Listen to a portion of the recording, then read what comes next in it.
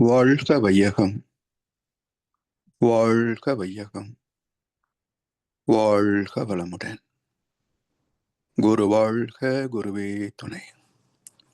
சிந்தனையை, உடல் நலத்தை சீர் அமைத்து உய்வித்த குருவே வாழ்க, வாழ்க வளமுடன், வாழ்க வளமுடன், வாழ்க வையகம். கனடா ஸ்கை யோகா அறக்கட்டளையை சிறப்பாக நடத்தி வருகின்ற ஆன்மீக அன்புள்ளங்கள், குறிப்பாக பேராசிரியர் முனைவர் சிவசங்கர் ஐயா அவர்கள் மற்றும் இந்த நிகழ்ச்சியை தொடர்ந்து சிறப்பித்து வருகின்ற அன்பர்கள் அனைவருக்கும் அருட்தந்தை வேதாத்ரி மகர்ஷி அவர்கள் சார்பாக வாழ்க வளமுடன் என்ற வாழ்த்துக்களையும் எனது அன்பு கலந்த பணிவான வணக்கத்தையும் சமர்ப்பித்து, குருவின் குரல் வேதாத்திரிய தொடர் சிந்தனையின் 120ஆம் பாகத்தில் மதமும் சடங்குகளும் பற்றிய 2வது அமர்வு.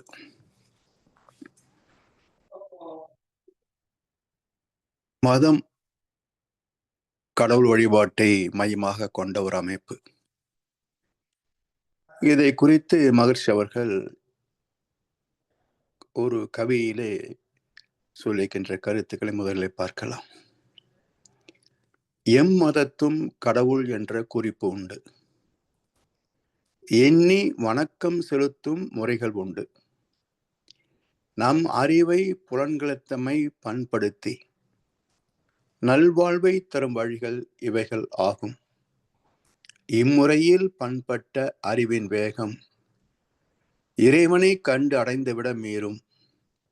அப்போ அம்முறையில் அறிவினிலே ஆதி காணும் அத்துவித ஆசனத்தில் அமரவாரீர் என்று ஒரு 8 வரிகள். எம் மதத்தும் கடவுள் என்ற குறிப்பு உண்டு, எண்ணி வணக்கம் செலுத்தும் முறைகள் உண்டு. மனதால் எண்ணி நினைந்து வணக்கம் செலுத்தக்கூடிய பிரார்த்தனை முறைகள் இதுவரைக்கும் இப்போதைக்கு நடைபெறுகின்ற வழிமுறைதான். அடுத்த 3வது வரியை பாருங்க. நம் அறிவை புலன்கள் தம்மை பண்படுத்தி நல்வாழ்வை தரும் வழிகள் இவையாகும். வழிகள் ஆகும், ஆனால் ஆகியிருக்கின்றனவா என்ற ஒரு கேள்வி எழுப்பி பார்க்கின்ற போது கசப்பான விடை மட்டுமே கிடைக்கும், இல்லை என்பது. ஏன்னா எந்த கட்டுப்பாட்டையும், அதாவது சம்பிரதாயங்கள்ல கட்டுப்பாடு ஏகமா இருக்கு, ஆனா மனதை சுயமாக கட்டுப்படுத்திக் கொள்ளக்கூடிய மன பக்குவத்திற்கான வழிவகைகள் இருக்கிறதா? எத்தனை பேர் அடைந்தார்கள் என்ற ஒரு கேள்வி எழுப்புகின்ற போதுதான் இந்த மதங்களும் அவற்றின் நோக்கமும் அடிபட்டு போயின, தோற்று போயின என்ற ஒரு கசப்பான உண்மை தெரியும். உண்மையிலேயே எல்லா மத வழிபாட்டின் நோக்கம் என்ன என்றால், ஒரு சாதாரண மனிதனை தெய்வத்தன்மை வாய்ந்த மனிதனாக, தெய்வமாக உயர்த்துவது. ஆனால் மதங்கள் சாதித்தது என்ன என்றால், தெய்வத்தை மனிதனாக்கியது, தெய்வத்தை மனிதனாக்கியது. இது வெற்றியா வீழ்ச்சியா? நோக்கம் மனிதனை தெய்வமாக்குவது, நடந்தது தெய்வத்தை மனிதனாக்கியது. இது வெற்றியா வீழ்ச்சியா? உலகளாவ பார்த்தாலும் இதேதான் நிலைமை. இப்போ ஏன் என்றால், வெறும் நம்பிக்கை வழிபாடு மட்டுமே மாற்றிவிட முடியாது மனதை. மனம் அவள் எளிதில் தன்னை இழந்து விடாது. அதற்கான மாற்றம் வழிபாட்டில மட்டும் வந்தா பத்தாதுங்க. ஏனென்றால் மனம் மட்டுமே வாழ்வதில்லை. உடலும் தேவைகளும் சேர்ந்துதான் வாழ்கின்றன. அப்ப உடல் தேவைகள் விரிந்து கொண்டே போனால் ஆசைகளும் விரிந்து கொண்டே போகும். ஒவ்வொரு நாளும் புதிய புதிய அறிமுகம், லேட்டஸ்ட் மாடல், அட்வான்ஸ் டெக்னாலஜி, புதிய ஒரு அறிமுகம், புதிய உணவு, புதிய ஆடை என்று புதிய புதிய அறிமுகங்கள் வியாபாரத்தனமாக வளர்ந்து கொண்டே போகின்ற போது ஆசையின் கைப்பாவைகளாகிய மனம் என்ன செய்யும்? அதெல்லாம் வேண்டாம்னு சொல்லுமா? எப்படி வாங்குவதுன்னு தான் யோசிக்கும். இதில் எப்படி ஆன்மீகம் வாழ்க்கையோடு இணைய முடியும்? எனவே மனப்பக்குவம் என்பது ஆன்மீகத்தை, மதத்தை மட்டுமே சார்ந்தது அல்ல. அரசியலும் வியாபாரமும் கலந்ததுதான். 3 துறைகளும் நமக்கு ஒத்து வந்தால் தான் ஆன்மீகம் மேன்மை பெறும். அரசியல், தொழில்துறை, மதம் என்ற 3 துறையும் கைகோர்த்தால் தான் ஒரு சமுதாயத்தில், ஒரு நாட்டில், உலகத்தில் மாற்றத்தை நிறுவ முடியும்.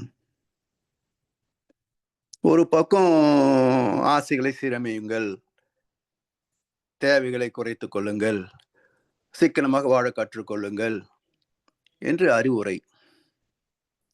அந்த அறிவுரைக்கு உள்ளேயே விளம்பரங்கள். புதிய மாடல் காரு, புதிய மாடல் வீடுகள், அதிலே விளம்பரம். இப்போ எது அங்கே மனசுக்குள் ஆக்கிரமிக்கும்? கேட்ட தத்துவமா அல்லது பார்த்த விளம்பரமா? புலன் வயப்பட்ட வாழ்க்கை அதைத்தான் நாடும். எனவே மதங்கள் மட்டுமே குற்றம் சொல்ல முடியாது. ஒட்டுமொத்த சமுதாயமே குற்றவாளிகள் தான். மக்களை பண்படுத்த முடியாத ஒரு சமுதாய அமைப்பு. எனவே அறிவை, புலன்கள் தம்மை பண்படுத்தி நல்வாழ்வை தரும் வழிகள்.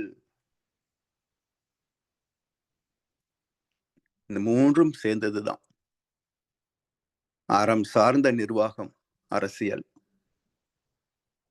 மக்கள் நலம் சார்ந்த பொருளாதாரம்.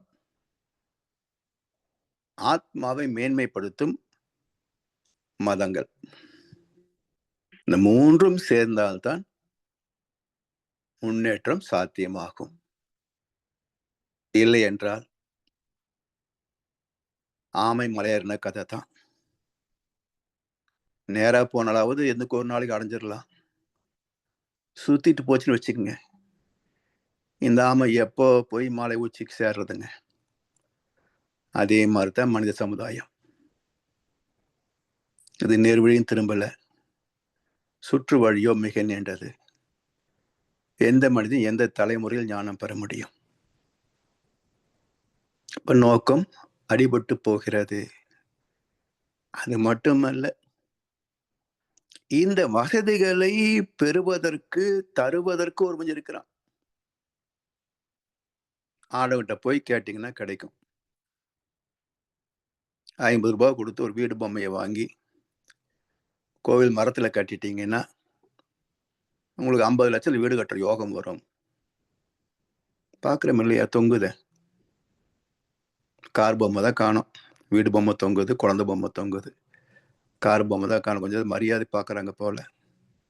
ஒருத்தன் கட்டிட்டா போதும் எல்லாரும் கட்ட ஆரம்பிச்சிருவாங்க. இப்படி நம்முடைய ஆசைகளை நிறைவு செய்கின்ற ஒருவன் கேட்டதும் கொடுப்பவனே கிருஷ்ணா கிருஷ்ணான்னு தான் போறான். இதை தவிர்த்து இந்த 3ம் ஒன்று சேர்ந்தால் மாற்றம் வருகின்ற போது இம்முறையில் பண்பட்ட அறிவின் வேகம். பக்தியில தொடங்கினாலும் உண்மையான பக்தி ஞானத்திற்கு வழிகாட்டும். எப்படி?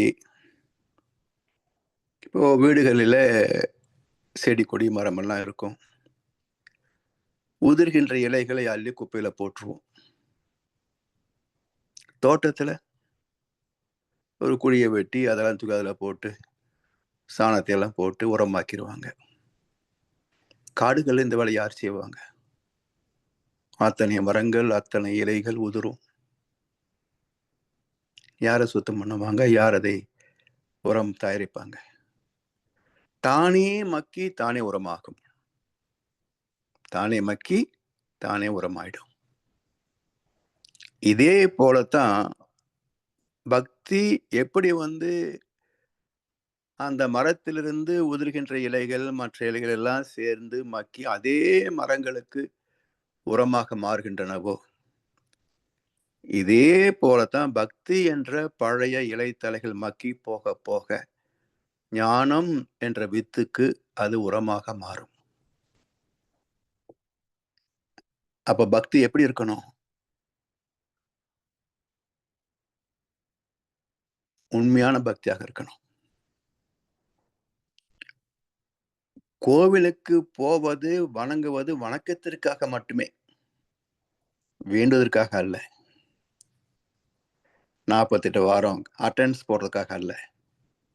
இறை வழிபாடு, இறைவனை வணங்க மட்டுமே, கேட்பதற்காக அல்ல. அப்படி உண்மையான பக்தியோடு வழிபட்டால் நிச்சயமாக அதுவே தக்க குருவை காட்டி கொடுக்கும். மனவளக்கலைக்கு வந்த பலருடைய அனுபவங்கள் அதுதான். எல்லாரும் பக்தியிலிருந்து தான் இங்க வந்திருக்கிறோம். யாரும் கடல் மறுப்பு கொள்கையிலிருந்து இங்க வந்தவங்க மிக குறைவுதான். எல்லாரும் பக்தியிலிருந்து தான் இந்த மார்க்கத்துக்கு வந்திருக்கிறோம். அப்ப யார் இந்த குருவை காட்டி தந்தது?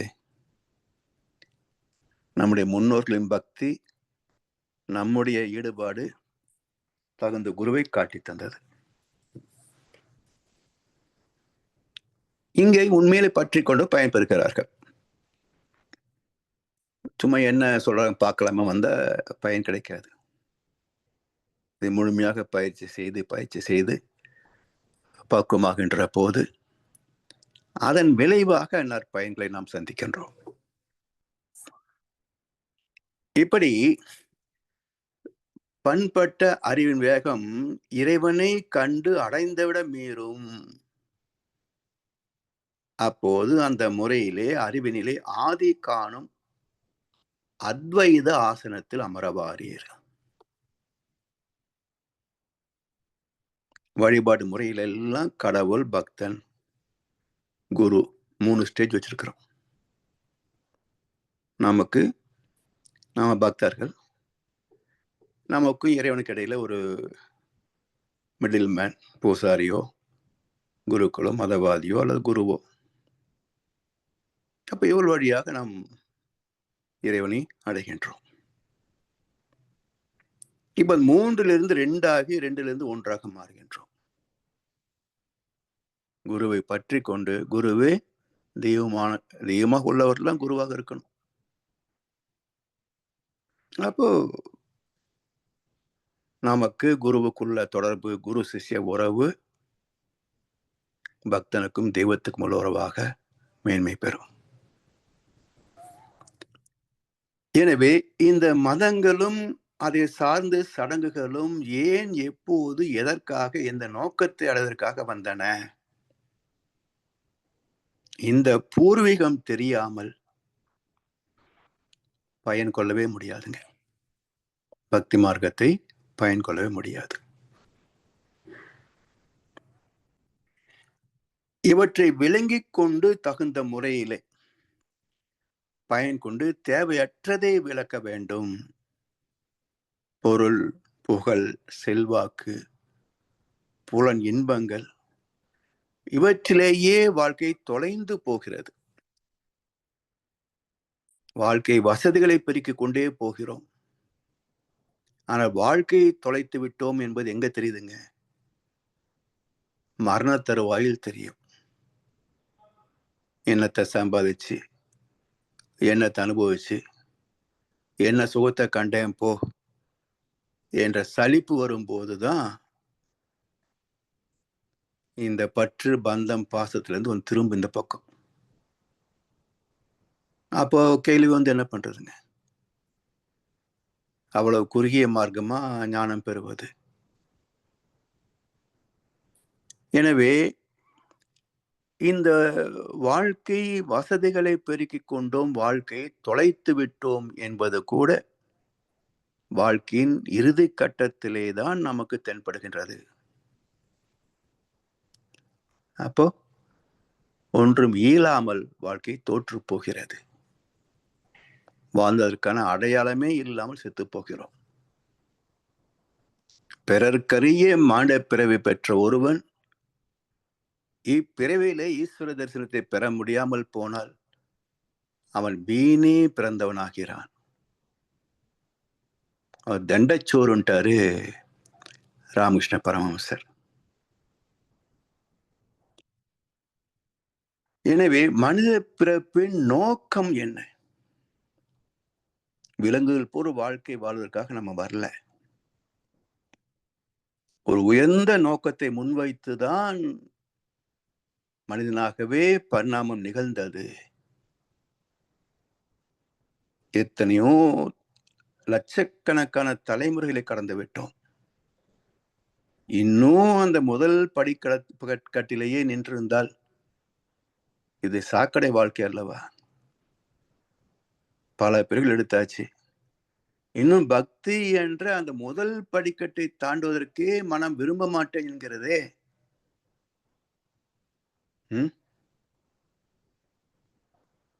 எப்படி உச்சம் தொட முடியும்?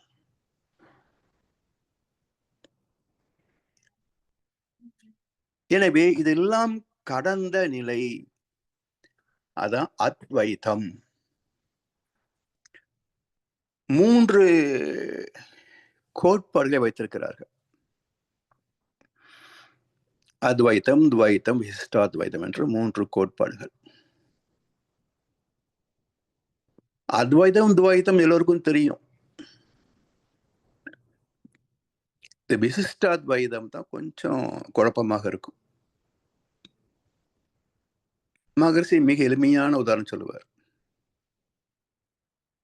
கையில ஆப்பிள் வச்சிருக்கேன். நான் இந்த ஆப்பிள் 2 பேர் துவைத்தம். இப்ப இந்த ஆப்பிள் நான் சாப்பிட்டுறேன்.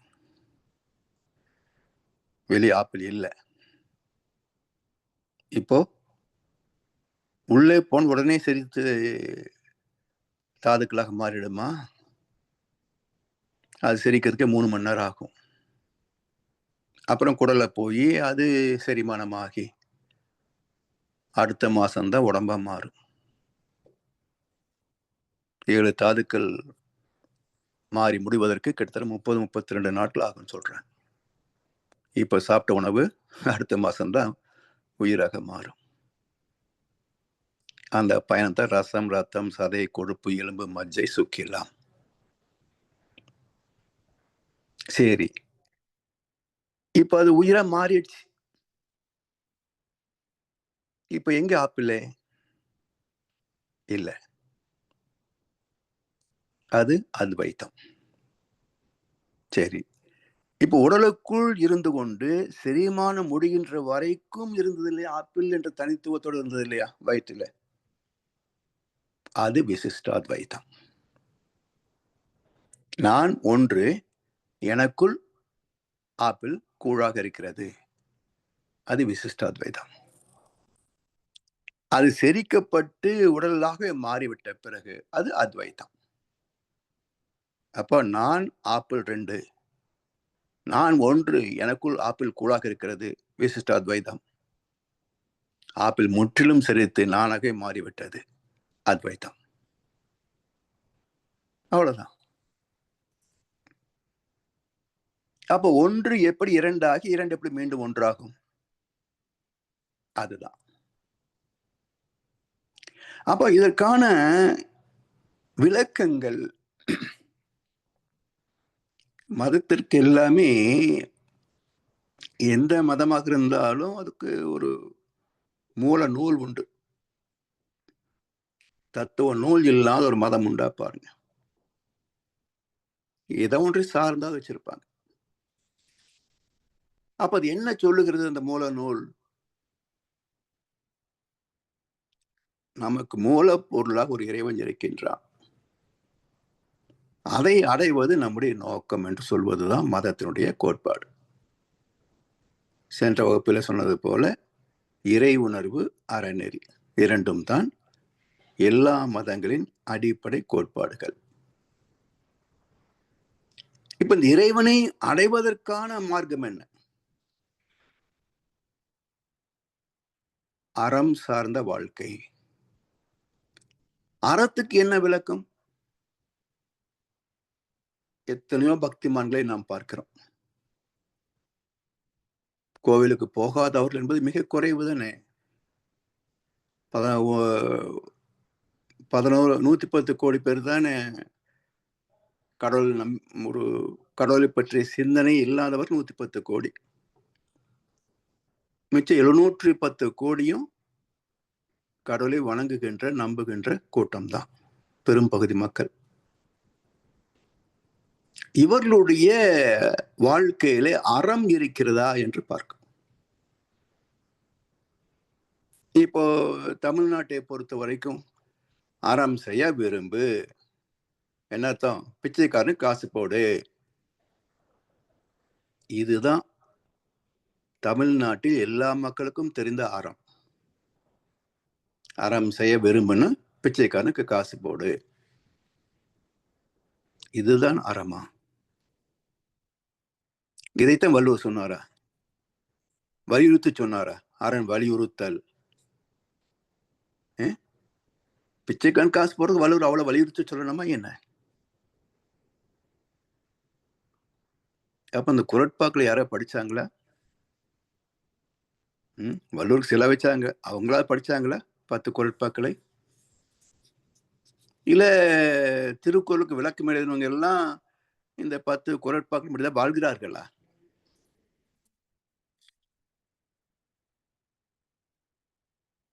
எல்லாம் ஒரு போலித்தனமான வாழ்க்கை. போலித்தனமான வாழ்க்கை. அப்ப அறம் என்பது என்ன என்றால் மகர்ஷி மிக தெளிவாக சொல்றார். அறத்தின் முதல் கோட்பாடே பிறர் நலம் பேணுதல். தன் நலமே கிடையாதுங்க. பிறர் நலம் பேணுதல். பிற உயிர் படுகின்ற சுக துக்க உணர்வுகளை கூர்ந்து அறிவால் ஆராய்ந்து அந்த துன்பத்தை நீக்குவதற்கு அறிவு எழுச்சி பெற்ற முதல் நாள் உலகில் அறம் தோன்றியது. அதை வளர்த்தோர் பெயரால் மதங்கள் தோன்றின.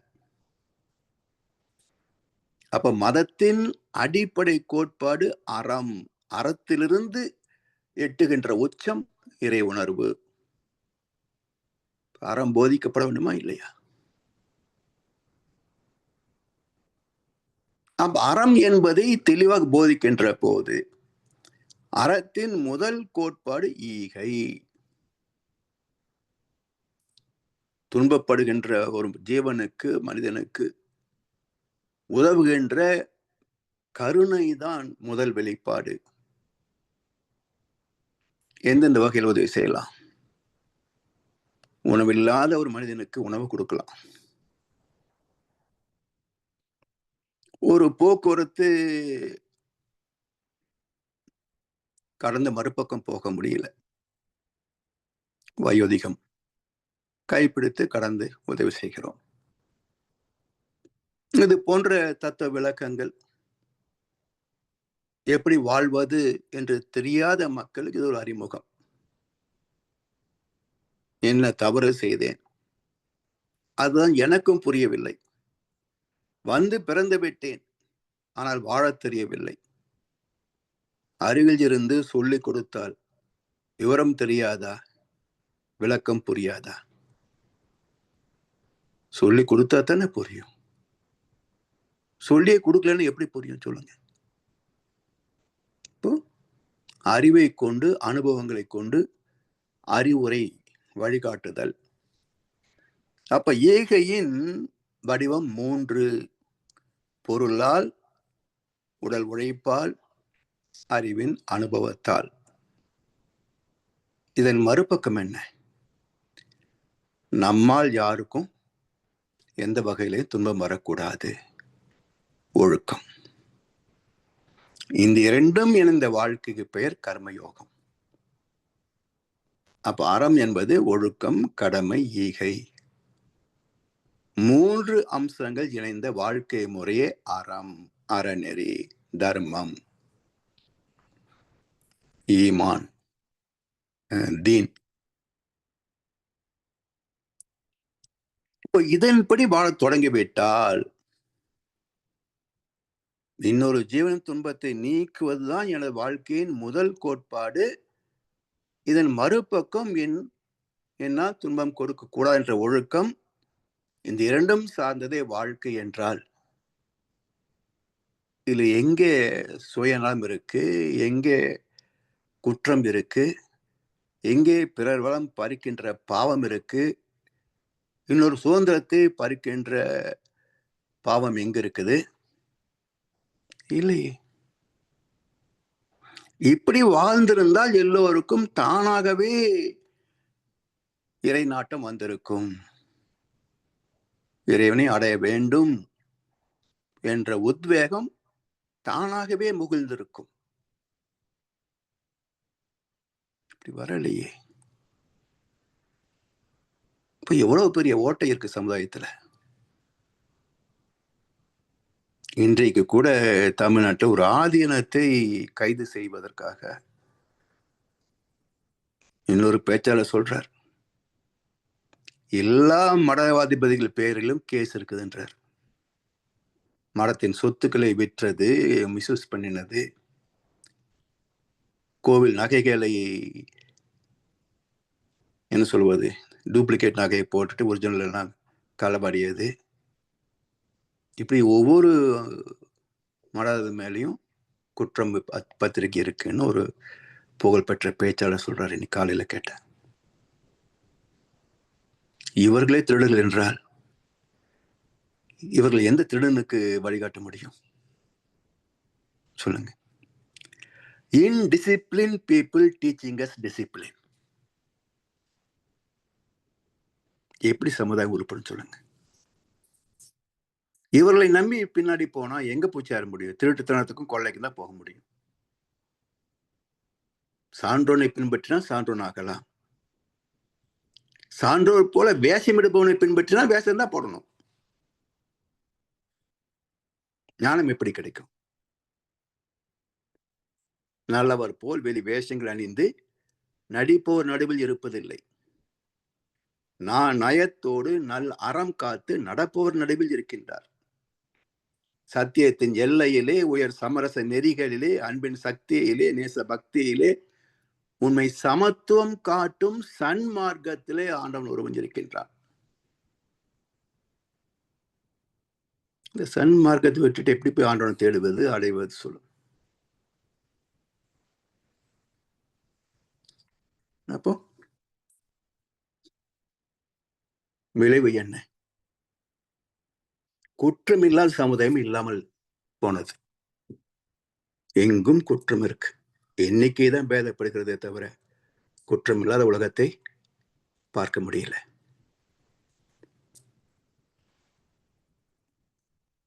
எனவே இந்த பற்றுகள், பொருள், புகழ், செல்வாக்கு, புலன் இன்பங்களில் உள்ள பற்றுகளை நீக்கினால்தான். அற்றது பற்று எனில் உற்றது வீடு. வேண்டின் உண்டாக துறக்க, துறந்த பின் ஈண்டு ஏற்பால பல. ஆசை அருமின்கள் ஈசனோடு ஆயினும் ஆசை அருமின்கள். ஆசை பட பட ஆய்வரும் துன்பங்கள். ஆசை விட விட ஆனந்தமாமே. இறைவன் அடைவது ஒரு பக்கம் இருக்கட்டுங்க. எந்த அளவுக்கு ஆசைகளை குறைக்கின்றோமோ அந்த அளவுக்கு நிம்மதியான வாழ்க்கை முதல்ல. இன்றைய பொழுது நிம்மதியா கழியும். ஞானம் வருமோ வரலையோ தெரியாது. வந்தா வரட்டும், வரல போகட்டும். எனக்கு வீடு இன்றைய பொழுது நிம்மதியா போகுதா? பற்றாக்குறை இல்லாமல், பிரச்சனை இல்லாமல் நிறைவா போகுதா? இன்றைக்கு நான் வெற்றிகரமாக வாழ்ந்து விட்டேன். அப்படி ஒவ்வொரு நாளும் நம்மால் நிம்மதியா வாழ முடியுதா? எது தடையோ அதை நீக்கு. அதுதானே வாழ்க்கை. அதுதானே அவதாரம். தர்மசம் ஸ்தாபனார்த்தாய சம்பவம் யுகே யுகே. எங்கெல்லாம் துன்பம் வருகிறதோ அதை நீக்கு. அதுதான் அவதாரத்தினுடைய நோக்கமே. ஆனா மகிழ்ச்சி ஒரு கவியில சொல்லுவாங்க, எந்த காலத்தோ இடம் காலம் தேவை இவையொப்ப தோன்றியன எத்தனையோ செயல்கள், சடங்குகள், சம்பிரதாயங்கள். அந்த செயல் அக்கருத்து இன்று சிந்தனைக்கோ அனுபவத்திற்கோ துன்பம் அளிக்குமெனில் தவிர்ப்போம். வாழ்க்கை வாழ்வதற்குத்தான், வாழ்க்கை தவிப்பதற்கு அல்ல. Life is to enjoy, to celebrate. வாழ்க்கை கொண்டாடணும் தவிர கடலை கொண்டாட அவசியம் கிடையாது. வாழ்க்கையை தான் கொண்டாடணும். ரொம்ப அழகா சொல்றார், கள்ளம் இல்லா பிள்ளை உள்ளம் நான் தந்தது. இறைவன் என்ன கொடுத்தா நமக்கு? வரும்போது பட்டா போட்டு இந்த பூமி உனக்கு, இதை பிரிச்சு உடைய குழந்தைகளை அப்படியே பிரிச்சு போட்டுக்கிட்டே கொடு அப்படின்னு பட்டா போட்டு கொடுத்தானா? இல்ல இதுதான் குபேர லோகம், இவ்வளவு சொத்துக்களை உனக்கு எவ்வளவு பர்சன்டேஜ் ஒதுக்கி வச்சானா? கள்ளம் இல்லா பிள்ளை உள்ளம் நான் தந்தது. காசும் பணமும் ஆசையும் இங்கே யார் தந்தது? எல்லை இல்லா நீரும் நிலமும் நான் தந்தது. எந்தன் சொந்தம் என்னும் எண்ணம் ஏன் வந்தது? இறைவனுக்கே இது புரியவில்லை, மனிதரின் கொள்கை தெரியவில்லை என்றார் கண்ணதாசன்.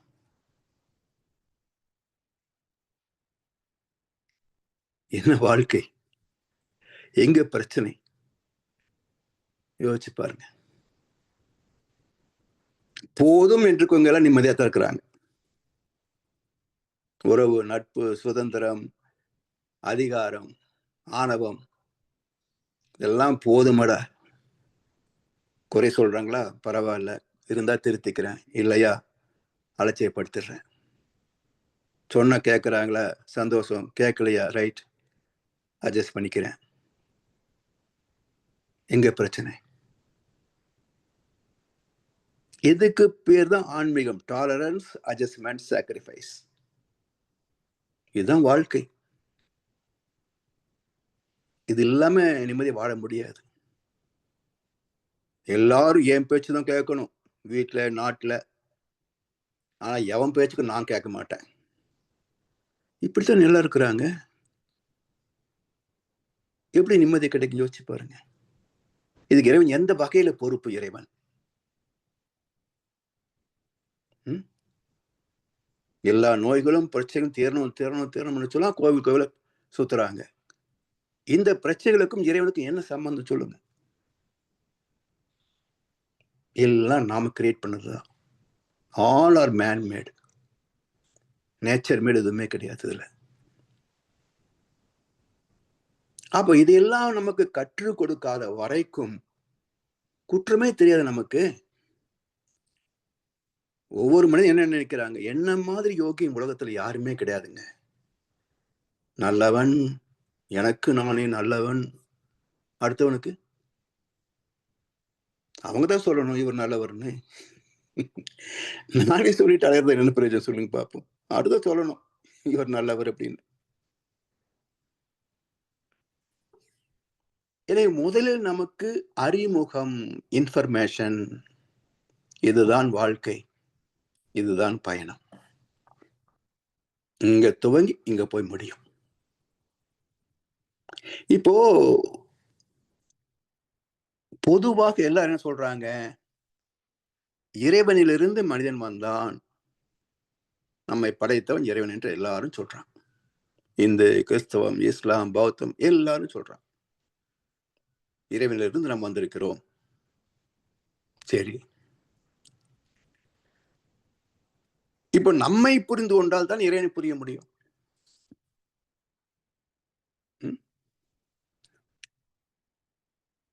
தன்னை போல சாயல் உள்ள ஒன்றை படைக்க விரும்பி அவ்வாறே படைத்து அவனுக்கு ஆதாம் என்று பெயரிட்டு அழைத்தார். இதான பைபிள் சொல்லுது. தெய்வம் மானுஷ ரூபேன, இதுதான் இந்துத்துவம் சொல்லுது. அப்ப இறைவனே மனிதனாக வந்தான் என்ற கருத்து யாரும் முரண்படவில்லை. இப்ப நான் எப்படி பிறந்தேன்னு பாருங்க. ஒவ்வொருத்தரும் நாம எப்படி பிறந்தோம் தெரியாது, விட்டுருப்போம். இல்லறத்தில் குழந்தை பெற்றிருக்கிறோம் இல்ல,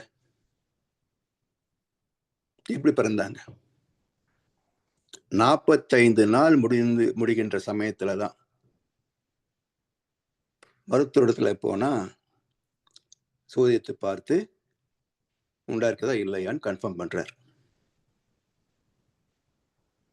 இப்ப உண்டா இருக்குன்னு வச்சுங்க, சுப செய்தி, உண்டா இருக்கிறீங்க, ஹாப்பி. அப்ப உண்டானது நேற்றிக்கா அல்லது 45 நாட்களுக்கு முன்பா? வளர்ந்தது நீங்க சொல்லிட்டீங்க. அப்ப என்னைக்கோ உருவாயிருக்குது. யார் காரணம்? தந்தை தாய் ஈர் உயிரும் ஒன்று சேர்ந்து, வேற யாரும் காரணம் இல்லை. இல்ல, யாருக்கும் சந்தேகம் இல்லை. இப்போ தந்தை தாய் ஈர்வு சேர்ந்த போது தாயின் கருப்பையில எது தோன்றியது? தோன்றி இருக்குமா இருக்காதா? இல்லை என்றால் வாழ்ந்திருக்காது. இருக்கிறது என்றால் ஏன் தெரியவில்லை? இப்போ சைவ சித்தாந்தம் 3 கோட்பாடுகளை பேசுகிறது. காட்சி பிரமாணம், அனுமான பிரமாணம், ஆகம பிரமாணம் என்று 3 பிரமாணங்களை பேசுகிறது சைவ சித்தாந்தம். இப்ப காட்சி பிரமாணம் சந்தேகம் இல்லை, பார்க்கிறோமே நேரடியா, எந்த ஐயமும் கிடையாது. உயிர் இருக்கா? இருக்கு. பார்த்திருக்கீங்களா? இல்ல. எப்படி சொல்றீங்க? அதான் பேசிட்டு இருக்கீங்களே, அதான் ஆடிட்டே பாடிட்டு இருக்கிறோமே, எல்லா வேலையும் செஞ்சுட்டு இருக்கிறோமே, உயிர் இருக்கு. சரி, உயிர் போயிடுச்சு. ஏன் எப்படி கன்ஃபார்ம் பண்ணீங்க? ஒன்றும் செய்யல, சூடு இல்லை, சுவாசம் இல்லை, செத்து போச்சு, உயிர் போயிடுச்சு. அனுமான பிரமாணம், உயிர் பார்க்க முடியாது, இருந்தா இப்படி இருக்கும், இல்லைன்னா இப்படி இருக்கும், வேதம் தெரிகிறது, ஆனா பார்க்கல, அளக்க முடியல, கணக்கு போட முடியல, ஆனால் நம்புகிறேன். ஏன்? அது இல்லைன்னா இது நடந்திருக்காது. அனுமான பிரமாணம், அசம்ஷன். சரி, இந்த கண்களுக்கு புலன்களுக்கு எட்டாதது மைக்ரோஸ்கோப் காட்டுது. உடம்புக்குள்ள ஒரு பிரச்சனை, பயாப்சி பண்றாங்க, ஒரு சின்ன துகள் எடுத்து என்ன இருக்குன்னு பாக்குறாங்க. நம்ம கண்களுக்கு தெரியாத விஷயத்தெல்லாம் அந்த விஞ்ஞான கண்கள், எலக்ட்ரானிக் மைக்ரோஸ்கோப் காட்டுது. அதே சக்தி வாய்ந்த விஞ்ஞான கருவிகளுக்கு இறை துகள் தெரியல, இறைவன் தெரியல. அப்போ மனித புலன்களுக்கு எட்டியது ஒரு நிலை, விஞ்ஞான கருவிகளுக்கு எட்டியது ஒரு நிலை, அதற்கும் கடந்த ஒரு அரூப நிலை, அது ஆகம பிரமாணம். ஆகம பிரமாணம். இப்படி நம்முடைய உடல் தோன்றியது எப்படி? ஆகம பிரமாணம். இருக்கா இல்லையா? கொடுத்த அப்பாவுக்கும் தெரியாது, வாங்கிட்டு அம்மாவுக்கும் தெரியாது. 45 நாட்களுக்கு பிறகு ஒரு கருவை காட்டுகிறது, அதை அறிந்த மருத்துவர் சொல்றாரு உண்டாயிருக்கிறது என்று. 3வது மாசம் பார்க்கிறோம், கொஞ்சம் சந்தேகமா தெரியுது. 5வது மாசம் சந்தேகம் இல்லை. பிரசவமான பிறகு எல்லா கேள்விக்கும் பதில் கிடைச்சாச்சு, ஆண் குழந்தையா பெண் குழந்தையா வரைக்கும். அது காட்சி பிரமாணம். சரி, இந்த பிரசவித்த குழந்தை வளர்ந்து வாழ்ந்து சாதித்து முடிஞ்சு போச்சு. சுவாசம் போச்சு, வெப்பம் போச்சு, ரத்தம் உறைஞ்சி கெட்டியாயிடுச்சு. என்ன மிச்சம்? சதையும் எலும்பும் மிச்சம். அதை புதைக்கிறோம், எரிக்கிறோம், என்ன பண்றோம். அதுவும் முடிஞ்சு போச்சு. இப்ப என்னுடைய கொள்ளு தாத்தா எங்கேன்னு என்ன சொல்லுவீங்க? பேர் மட்டும் சொல்லலாம். காட்டுன்னா இருந்தார் ஒரு நாளைக்கு, ஒரு நாள் இருந்தார், இப்ப இல்ல. அப்ப இல்லைன்ற மறுத்த ஒத்துக்குவீங்களா? அப்ப என்னுடைய வாழ்க்கையை பார்க்கின்ற போதே என் மூலம் அரூபம், என் முடிவும் அரூபம். இடையிலே ஒரு வாழ்க்கை. நேற்று வந்தோம், இன்று வாழ்கிறோம், நாளைக்கு போக போகிறோம். நேற்று வந்து இன்றிருந்து நாளை போகும். இங்கே நடந்ததெல்லாம் முடிந்து போன நாடகமாகும். சரி, இப்ப வாங்க. எங்கேருந்து வந்தோம்? கடவுள்கிட்ட இருந்து வந்தோம். தன்னை போல சாயல் உள்ள ஒன்றை படைக்க விரும்பி அவ்வாறே படைக்கப்பட்ட ஆதாமின் பரம்பரையில் வந்த நான். சந்தேகம் இல்லையே. அப்ப என்னுடைய பிறப்பு அரூபம், என்னுடைய இறப்புக்கு பிறகு அரூபம், நான் மட்டுமே நிஜம் என்றால் இறைவன் அரூபம் என்றதுல என்னங்கய்யா குழப்பம்? அதுவும் அரூபத்தில் இருந்துதான் இயக்கத்துக்கு வந்தது. இயங்க முடிஞ்ச பிறகு மீண்டும் அரூபமாகிறது. ஆதி சிவம், பிரம்ம சிவம், விஷ்ணு சிவம், ருத்ர சிவம் முடிஞ்சு போச்சு. மீண்டும் ஆதி சிவம். இவ்வளவுதானே. அப்ப அரூபத்திற்கு எத்தனை உருவங்கள் வச்சிருக்கிறோம்? போன வாரம் சொன்னோம், 33 தேவர்கள் வச்சிருக்கிறாங்க இந்து தத்துவத்துல. அவங்க 99, இவங்க 3. சில மதங்கள்ல ஒன்று. அன்பே சிவம்னு, புத்தம் சரணம் கச்சாமி, அன்புதான் தெய்வம் வச்சிருக்காங்க ஒன்று. அப்ப அந்த மூலப்பொருள் ஒன்றுதான். இத்தனை ஆலயங்கள், இத்தனை தெய்வ வடிவங்கள் இருந்தாலும்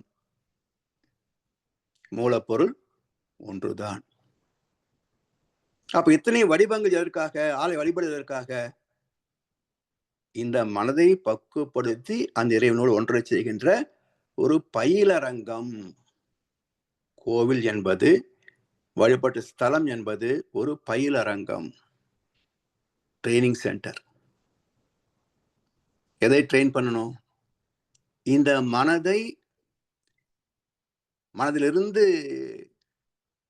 அந்த கலங்கங்களை நீக்கி மீண்டும் இதை அறிவாக,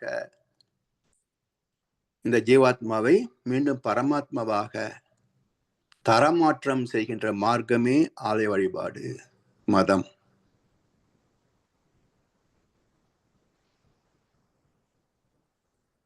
இப்படி வாழ்ந்திருந்தால் எப்படி இருந்திருக்கும் இந்த உலகம்? இல்லையா?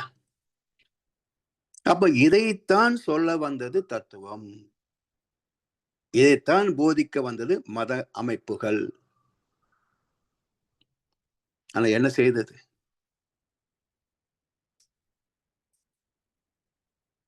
அப்ப இதை கடந்து போக வேண்டும். இதை கடந்து போக வேண்டும். யார் உண்மையிலேயே தெய்வத்தை அறிந்து கொள்ள வேண்டும் என்று விரும்புகிறார்களோ அவர்கள் இந்த மதம் என்ற எல்லைக்கோட்டை கடந்து போக வேண்டும். ஆத்ம விடுதலை நோக்கி போகணும். யாரு வழிகாட்ட முடியும்? எல்லா மத நூல்களும் வழிகாட்டும். வேதத்தை மட்டும்னு நான் சொல்லல, எல்லா மத நூல்களும் வழிகாட்டும். பிறகு என்ன குழப்பம் வந்தது இங்க? பொதுமக்கள் யாரும் மத நூல்களை படிப்பது இல்லை.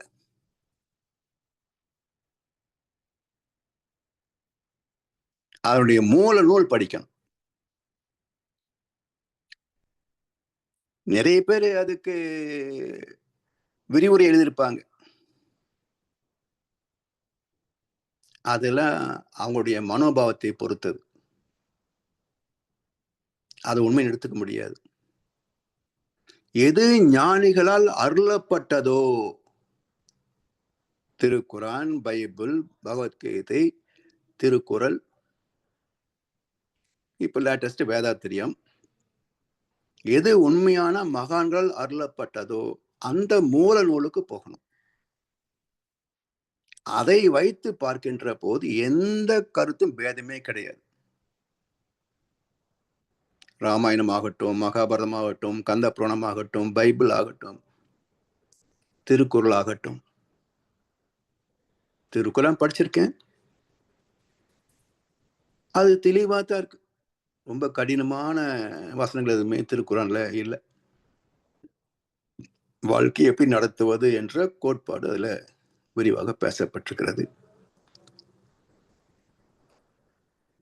அப்ப இதன்படி வாழ்ந்து விட்டால் நீ எந்த மதம் வேண்டாம் பின்பற்றுங்க. மத மாற்றம் அவசியமே கிடையாது. எல்லா மதங்களும் ஒன்றைத்தான் போதிக்கின்றன. தெய்வத்தை அறிந்தால் மனித நேயம் இருக்கும், அன்பும் கருணையும் இயல்பாகும். இது எந்த பிராண்டா இருந்தா என்ன? பொருளே பிரச்சனையா, பிராண்ட்ல பிரச்சனையா? சொல்லுங்க.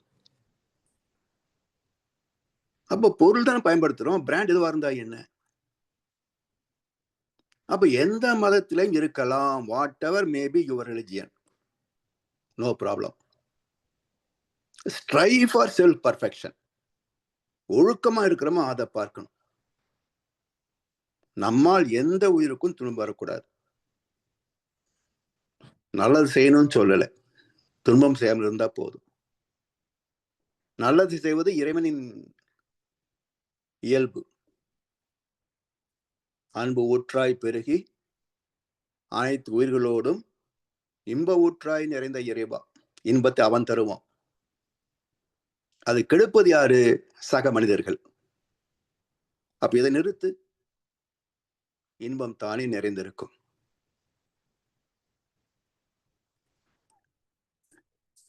எனவே ஒவ்வொரு மனிதனும் அடுத்த ஜீவனை துன்புறுத்த மாட்டேன் என்ற ஒழுக்கம் ஒன்று இருந்தால் போதும், உலகம் செழித்துவிடும். அதாவது பகவத்கீதையில பேசப்படாத ஒரு மைய கருத்து என்ன தெரியுங்களா? கடமை செய், பலன் எதிர்பார்க்காது, அப்படிலாம் சில என்ன சொல்வது பாப்புலர் ப்ரோவர்ப்ஸ் இருக்கும். சொல்லப்படாத ஒன்று என்ன தெரியுங்களா? அதுல மைய கருத்து, இறைவனின் கடமை மனிதனை காப்பது, மனிதனின் கடமை இறைவனை அறிவது.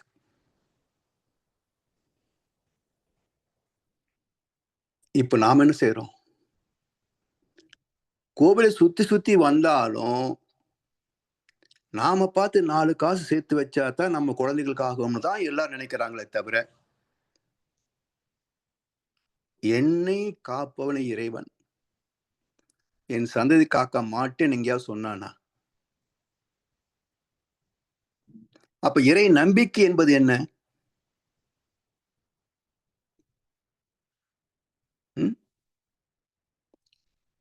இந்த சனம் மூச்சு விடுவேனா மாட்டேனா, அதுவே அவன் கையில தான் இருக்கு. அப்ப நாளை பொழுது இறைவனுக்கு அளித்து நடக்கும் வாழ்வில் அமைதியை தேடு. இத சரணாகதி. வெறும் வாய் வார்த்தை அல்ல சரணாகதி, ஞானத்தின் உச்சம் சரணாகதி. இறை நம்பிக்கையினால் வருவதுதான் சரணாகதி தத்துவம். இங்க பக்தி மார்க்கத்தை அவன் சகட்டு மேனிக்கு சரணாகதி வார்த்தை பயன்படுத்துறானுங்க. இவ்வளவு தெய்வீக வார்த்தை தெரியுங்களா சரணாகதின்றது? அது வெறும் வாய் வார்த்தையா? மனம் அடைகின்ற சரணாகதி.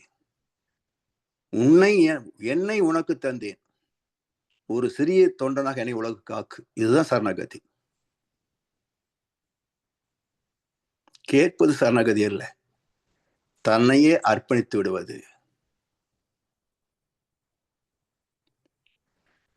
இதுதான் யக்ஞத்துல ஒன்று இருக்கு, பகவத்கீதையில அந்த வார்த்தையை மறந்துருச்சு. தன்னையே அர்ப்பணித்தவனே, அதான் உயர்ந்த யக்ஞம். எனவே இந்த ஒரு பக்குவத்தை நாம் பெறவில்லை என்று சொன்னால் பக்தி என்பது வெறும் வெளி வேஷம். இதுல எந்த பிரச்சனையும் தீராதுங்க. சரித்திர சான்று, வேற எங்க போய் ப்ரூஃப் கொடுக்கணுமா என்ன? தனி மனிதன் முதல் உலகம் வரைக்கும் இருக்கின்ற அத்தனை பிரச்சனைகளுக்கும் காரணம் இறைவனை முழுமையாக பின்பற்றவில்லை, அறம் சார்ந்த வாழ்க்கை இல்லை. அதனால் இத்தனை பிரச்சனைகள், இத்தனை நோய்கள். இதெல்லாம் கடந்து வர வேண்டும். அப்போ முதலில் இவனுக்கு தேவை அறிமுகம், இன்ஃபர்மேஷன். எது கடவுள், எது வாழ்க்கை, இதுதான் வாழ்க்கை, இதுதான் பயணம். இதை அறிமுகப்படுத்தணும். யார் செய்வாங்க? அப்பா அம்மாவுக்கு தெரிஞ்சிருந்தா சொல்லுவாங்க, பள்ளி கல்லூரிகளை தெரிஞ்சிருந்தா சொல்லுவாங்க. இங்க எங்கேயுமே இல்லையே. அதற்கென்றே பொறுப்பெடுத்துக் கொண்டவர்கள் நீங்க மதவாதிகள். நீங்களும் அரைகுறைன்னா இப்ப யார்கிட்ட போய் கேட்பது? மக்களுக்கு சோகம் வந்தா மன்னருக்கு சொல்வார், மன்னருக்கே சோகம் வந்தா யாருன்னு சொல்வார்?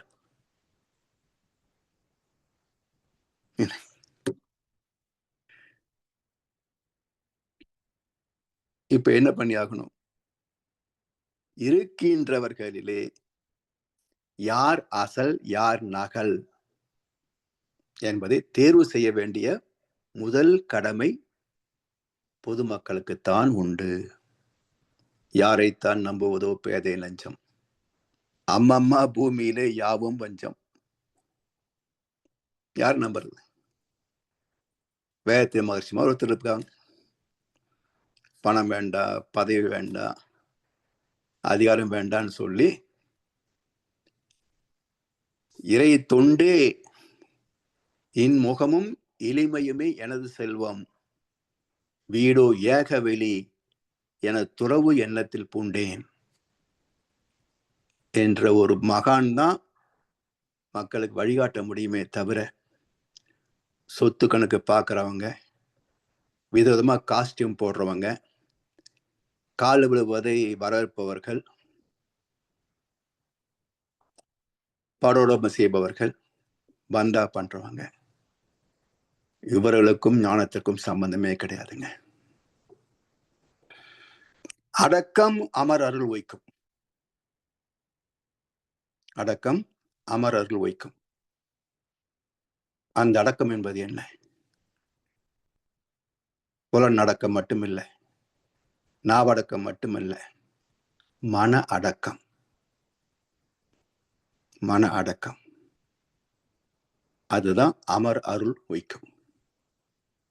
அந்த மனம் அடங்கி இறைவனை உணர்ந்து அறத்தை வகுத்தவர்கள் வேதவியாசர், தொல்காப்பியர், திருவள்ளுவர், இயேசுபிரான், நபிகள் நாயகம், கடைசியாக முத்தாய்ப்பாக வேதாத்திரி மகரிஷி. ஏனென்றால் வேதத்திரத்தை தவிர செயல் திட்டத்தோடு இணைந்த ஒரு வரிசையான தத்துவ விளக்கம் எங்கேயுமே கிடையாது. எத்தனை அமைப்புகள் என்றைக்கும் இருக்குங்க. இந்த கருத்து பொய் என்றால் தாராளமா சொல்லலாம், மாற்றிக்கொள்வதற்கு நான் தயார். ஆனால் நான் அறிந்த வரையில் ஒரு சீரான A to Z சொல்றாங்க பாருங்க, அப்படி வாழ்வின் நோக்கத்திலே தொடங்கி பிரம்மஞானம் வரைக்கும் வரிசையான பயிற்சி முறைகளை இணைத்து தந்து அவற்றை செய்யக்கூடிய பயிற்சிகளை இணைத்து தவமும் விளக்கமும் பயிற்சியும் விளக்கம் என்று ஒரு டிராவலல் பாத், ரயில்வே ட்ராக் மாதிரி ஒரு இணை பாதை, அது அத்வைத்தில் கொண்டு போய் சேர்த்துரும். அப்படி ஒரு அற்புதமான ஒரு தத்துவம் விஞ்ஞானத்தோடு இணைந்து போகக்கூடிய தத்துவம். ஒவ்வொரு ஆஸ்பெக்ட்லையும் பார்க்கலாம். உடற்பயிற்சியிலிருந்து தவப்பயிற்சி, அகத்தாய் பயிற்சி, இறை உணர்வு எல்லாவற்றையும் சயின்டிபிக்கலா ப்ரூவ் பண்ணலாம். ஒரு ஆணித்தரமான அறிவுபூர்வமான பயிற்சி முறை தத்துவங்கள். தத்துவ உலகத்திற்கே மகுடமாக வந்தது வேதத்திரியம். அத்தனை மகான்களின் தொகுப்பாக வந்தவர் வேதத்திரி மகர்ஷி அவர்கள். அற்புதமான குரு இடத்துல வந்து சேர்ந்திருக்கிறோம். என்ன புண்ணியம் செய்திருக்கோம். எனவே இதை நாம் ஆய்ந்து தெளிவாக புரிந்து கொள்கின்ற போது இதுதாங்க வாழ்க்கை. நம்ம எவ்வளவு சாதிச்சாலும் யாரும் நம்மளை பத்தி சரித்திரம் எழுத போறது இல்லை. நானே எழுதி வச்சாலும் யாரும் படிக்க போவதும் இல்லை. இதுதான் யதார்த்தம். எத்தனை மகன்கள் வந்தாங்க, இன்றைக்கு என்ன பெருமை சொல்லுங்க. எத்தனை அரசர்கள், சக்கரவர்த்திகள், எத்தனை தொழில்துறை நிபுணர்கள், எத்தனை விஞ்ஞானிகள் யார் நினைவு வச்சிருக்கிறாங்க. மறதி மறதி மறதி, இவ்வளவுதான் வாழ்க்கை. இதுல என்ன போய் இவ்வளவு அலட்டிக்க வேண்டிய அவசியம் இருக்குங்க.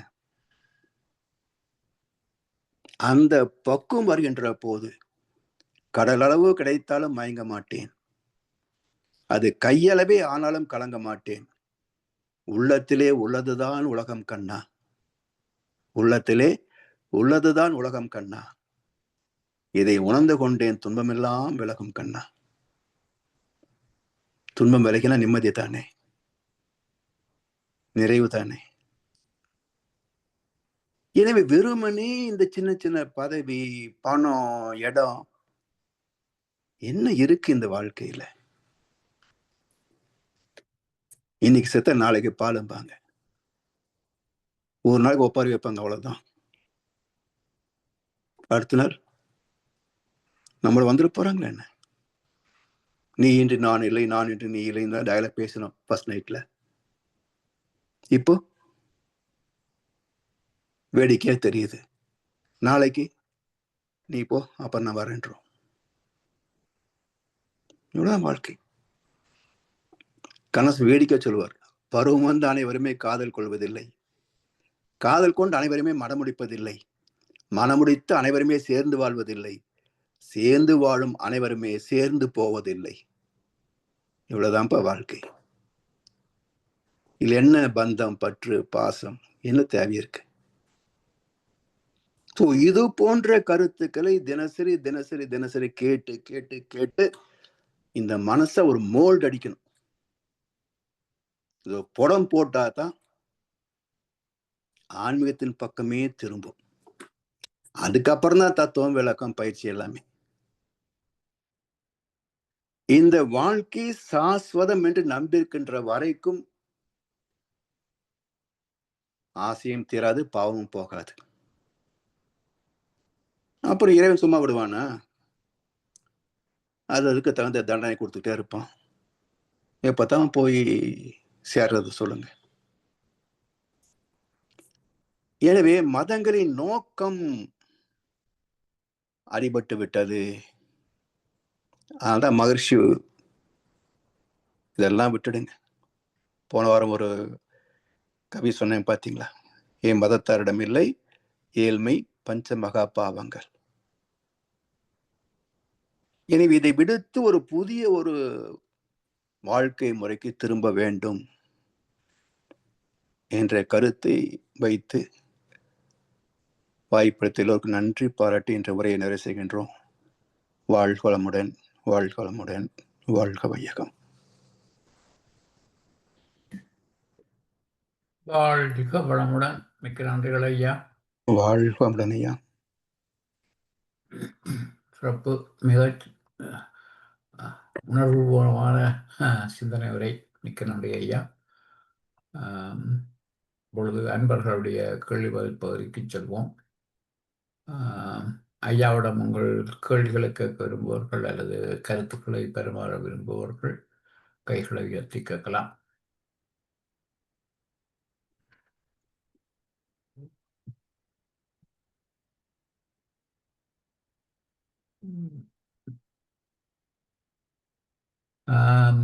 கவிதாம்மா,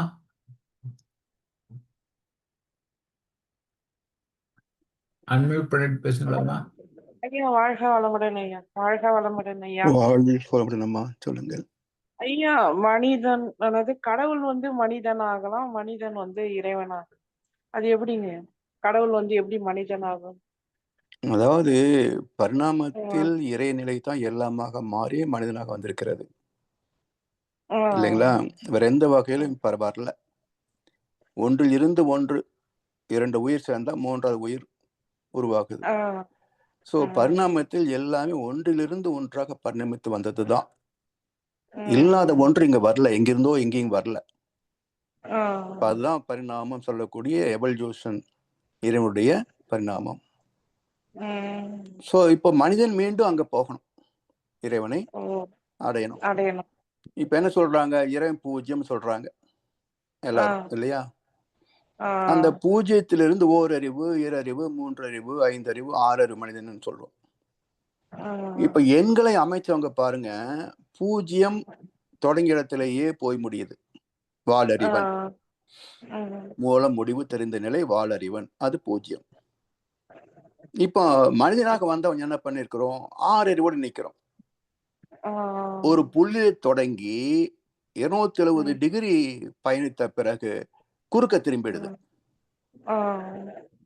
அது குறுக்க திரும்பாம நேரா போயிருந்தா பூஜ்யமா இருக்கும்.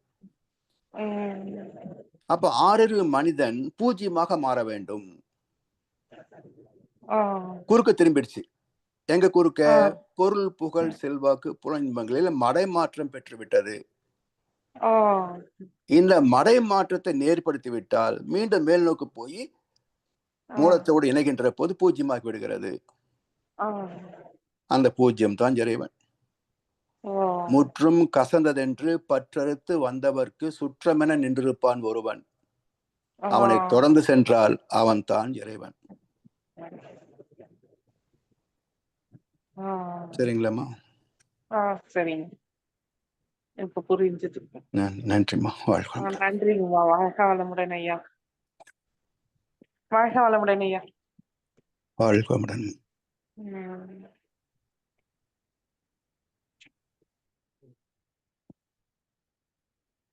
ஐயா, இந்த நாங்கள் பூஜாரிகள் இவங்க எல்லாரையும் இதை பிசினஸ் ஆக்கிட்டு சொல்லி சொல்றோம். ஒரு வகையில நாங்களும் அதுக்கு பொறுப்பு தானே ஐயா? நாங்களும் ஆமா, நாம பர்ஸ் வீட்டுல வச்சுட்டு போனாக்க எதுக்கு இந்த பிரச்சனை வருது? அதாவது இங்க நான் திருப்பதி போயிருந்த போது ஒரு அனுபவம். பிறகு அப்புறம் இந்த பக்கம் தென்னிந்தியா பக்கம் பார்த்தீங்கன்னா, கேரளா பக்கம்லாம் பார்த்தீங்கன்னா, பரவலாக பல கோவில்களிலே அந்த சடங்கு இருக்கிறது. அதாவது ஆண்களுக்கு மேலடை கூடாது அப்படின்றது.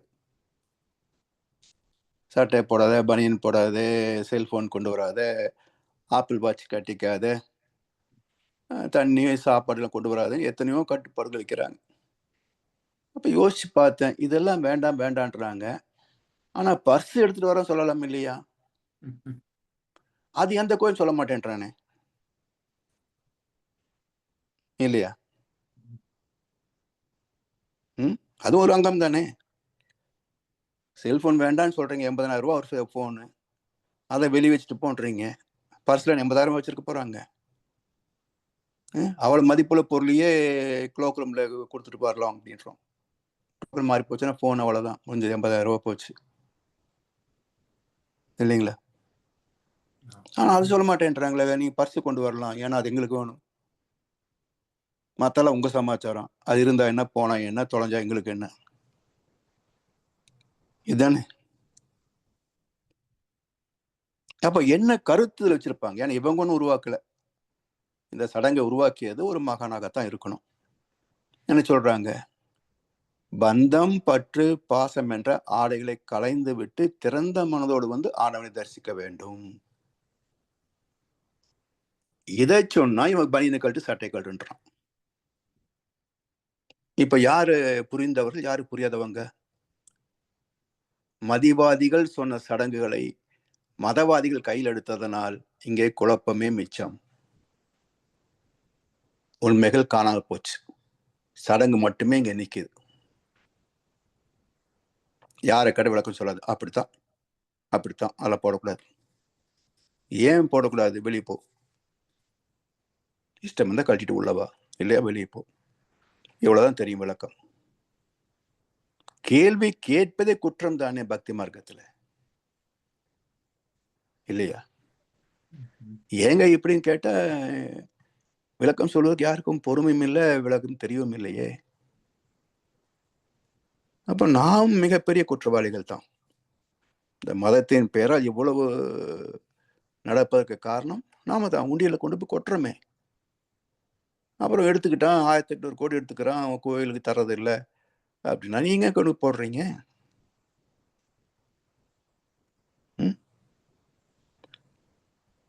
உழைத்து சிக்கனமாக வாழக்கூடிய ஒரு மனிதன் லட்சக்கணக்கில், ஆயிரக்கணக்கில், நூற்றுக்கணக்கில் உண்டியல போட முடியுமா? தர்மம் தவறியவன் தான் அதிக தொகை போட முடியும் உண்டியல்ல. தர்மத்தை மதிப்பவன் 5 ரூபா போட்டாலும் பெருசு, 10 ரூபா போட்டாலும் பெருசுதான். அவன்கிட்டயே போடுறதுக்கு இல்லைங்களே.